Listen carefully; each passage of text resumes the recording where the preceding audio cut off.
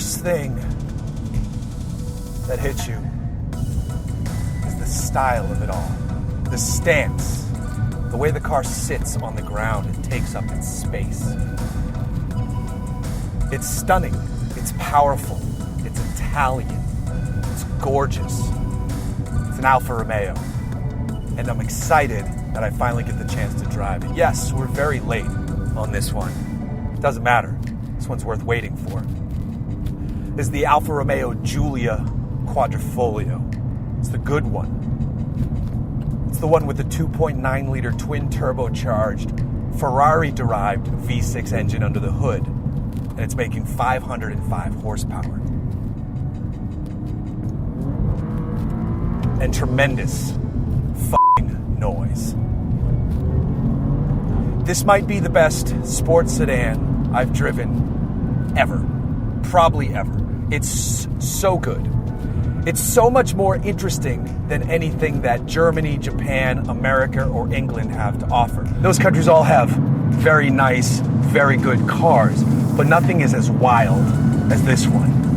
From its perfectly aggressive styling, to its fantastically raspy noise, to its power, to its torque vectoring rear drive setup.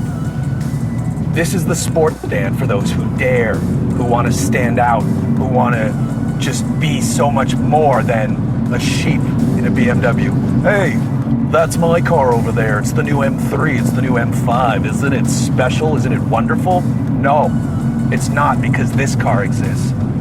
And you can just be goddamn amazing in this thing.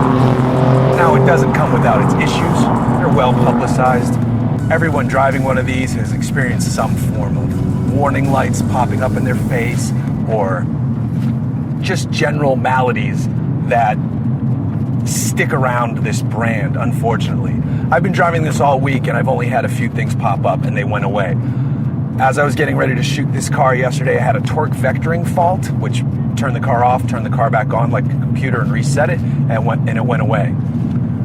Then I got an electronic throttle fault that cleared itself right away. Both times I was trying to do dumb things, so it was more my fault, and the car telling me, hey, maybe no, maybe no. There's gonna be some bad Italian accents here today.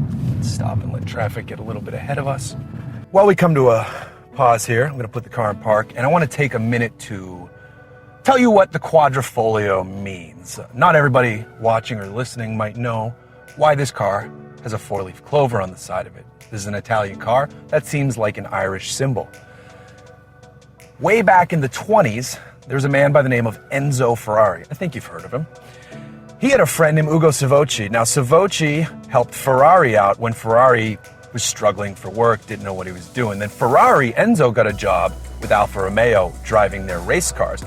To help his old friend Savocci out, he brought him onto the Ferrari race team. There were 4 drivers. Savocci was always considered one of the best drivers of his time, but he was also a bit of an also-ran. You know, always the runner-up, never the winner. So he was just considered kind of unlucky. So I believe it was in the 1923 Targa Florio, Savocci went and he was fed up. And so he painted a white square with a green 4-leaf clover in the middle, and he won. He won the race. Brilliant. The square was for the 4 members of the racing team. Later that year, Savocci was testing a vehicle before a race, and he crashed and died. He didn't yet have a chance to put the Quadrifoglio on the car. So Enzo decided to put a triangle now instead of a square to honor the 4th member of the team who was gone, by just signifying the 3 of them coming together around the Quadrifoglio, and it's been a piece of Alfa Romeo history ever since. It belongs on their race cars and their high-spec road cars. That's why it's on this car here. The more you know. Let's get back to driving.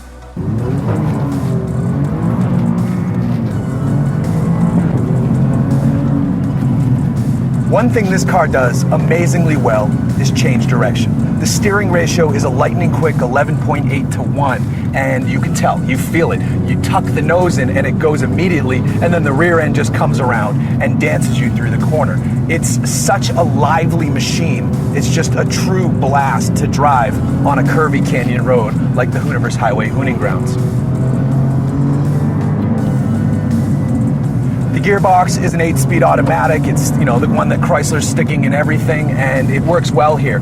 They went with column-mounted paddles, and I like if they're going to do that to make the paddles massive, which is what they've done so that your hand always knows. Either make them smaller and move with the wheel, or make them huge and stick on the column so that you know exactly where to grab. And then with these, it's just a subtle touch. It takes barely any effort to shift gears. I'm going to wait till I get through these curves. So that's it, a quick tug. A quick tug, it's all she likes. Now this car has different driving modes. It's part of the DNA system, which is kind of gimmicky, but also kind of cool. There's A, which is like the softest, N is in the middle, and then you give it the D and you're in a sporty mode. And then within D, you can adjust from mildly firm suspension to a softer suspension, which is kind of nice. Now, I like it in full race. I've been driving it in race, almost solely in race. You turn the knob all the way, it says you're in race, you can hear the baffled exhaust fully open up, and then it actually tells you in the center console here that this mode is best utilized by driving it manually, which is awesome. It's, it's like if you're gonna put it in race, you shift it yourself. And that's just great.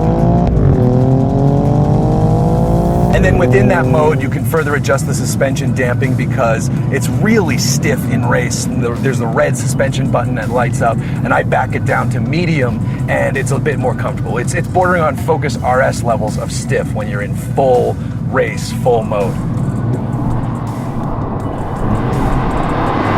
One area where I'm confused, it just doesn't feel right, are the brakes.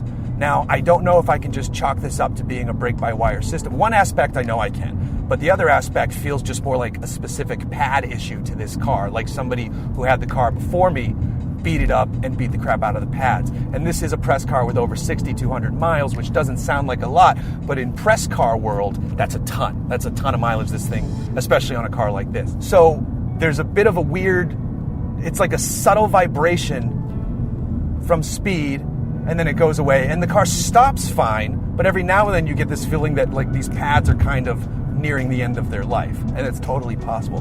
The issue that I have with the brake-by-wire system specifically is more of a low-speed braking thing, where there's no clear point of this is where it's going to come to its full grab, the full stop. So in a normal hydraulically operated system, you just kind of know where the car's going to come to its complete stop, so you can do it smoothly. With the brake-by-wire system, it takes a lot more practice because there's no clear point. You just kind of get used to it. I think you would get used to it over time of owning this car, but just spending a week with it, it's a bit more difficult.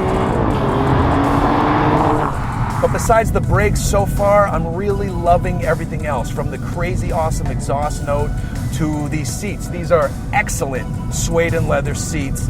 The interior is nicely designed. I like the use of carbon fiber and then the stitching.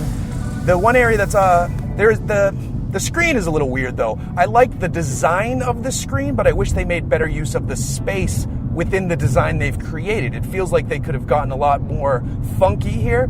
The actual graphic display itself looks good. It's a really nice picture. And then I like that you can do some split screen stuff, but I wish they would have stretched it out a bit more to the edges of the blackness, because then when the sun hits it, you can see where the display stops and the rest of the piece goes, and it just kind of looks a little bit cheap. And I think they could have avoided that, but that's maybe a minor quibble. And then this is a 2017. On the 2018 model, they're going to offer Apple CarPlay and I think Android Auto. I think you usually do both of them, but that is coming on the 2018, which is probably already out. But this is a 17 nearing the end of its life, and it's great. There's some room in the back. It's tight as far as legroom goes, but the baby seat, the car seat is back there, and daughter's been loving this ride just as much as the rest of the sporty vehicles. But we got to come to price. We got to talk about the price of this thing. Base price is $73. This one, as tested, is $80. It's got carbon fiber. It's got that active aero front chin spoiler bit. The carbon fiber adds to the car. I don't feel like $80 is the wrong price for this car. It works. It's such a good vehicle, and compared to the competition, it's probably faster than most things out there. I think Car and Driver says 3.6 seconds to 60, which is lightning quick. I think the top speed is 190, which got my low fuel warning. That'll be the third time I filled the tank. This thing is terrible on gas. I'm in the 11s. I mean, the 11's in a 2.9 liter car. Now, it's a Ferrari-derived 2.9 liter twin-turbocharged engine making 505 horse. They haven't said specifically where the engine is derived from, but rumor has it that it's related to the 488 and the California T motors. So, I mean, that's a good place to start with your engine building program. As it stands, this is one of the fastest and most confident rear drivers I've experienced, especially with 4 doors. It's so good when it's running well. I know everybody's had problems with this car, so I can't look away from that, but my problems have been very minor.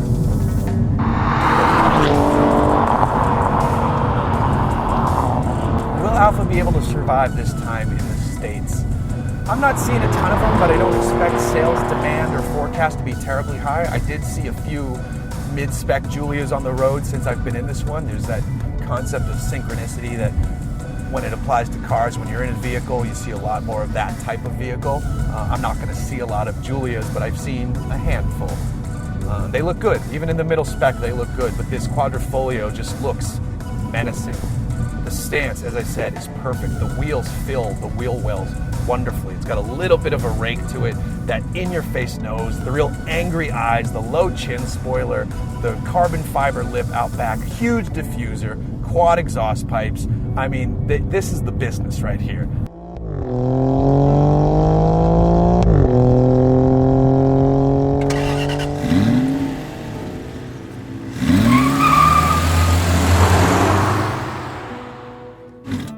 Go. All good. Yes. Hey. This is the business of entertaining. This is the business. This is the CEO of Sports Sedan Business LLC. That is so dumb.